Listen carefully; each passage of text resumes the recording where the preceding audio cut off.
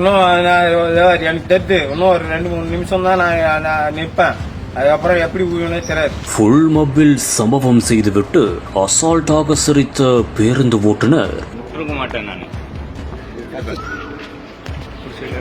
ஏன் இங்க பஸ்ஸை நிறுத்திருக்க என்று கேட்டதும் மொபைல் பஸ்ஸை எடுத்துக்கொண்டு ஓடிய டிரைவர். சோதனை செய்ய செய்ய காத்திருந்த ட்விஸ்ட். என்ன நடந்தது விரிவாக காணலாம். சென்னை அடுத்த கிளாம்பாக்கம் பேருந்து நிலையம் ஜிஎஸ்டி சாலை அருகே தாம்பரம் செல்லும் வழித்தடத்தில் தனியார் தொழிற்சாலைகளில் பணியாற்றும் நபர்களை ஏற்றிச் செல்லும் பேருந்து ஒன்று நின்றுள்ளது. மேலும் அங்கு ஒருவருக்கு 10 ரூபாய் கொடுத்துவிட்டு ஏறிக்கொள்ளலாம் என்று ஒரு ஓட்டுநர் கூறியதாகவும் தகவல் வெளியாகியுள்ளது.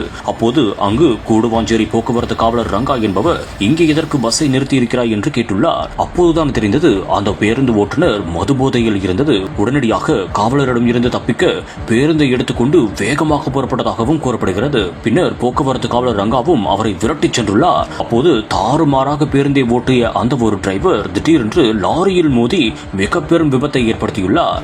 அந்த ஒரு சமயத்தில் அங்கு நின்ற பொதுமக்கள் உடனடியாக அவரை பிடித்து போலீசாரிடமும் ஒப்படைத்துள்ளனர். இதையடுத்து அவரிடம் உள்ள ஆவணங்களை வாங்கி போலீசார் விசாரணையும் செய்துள்ளனர்.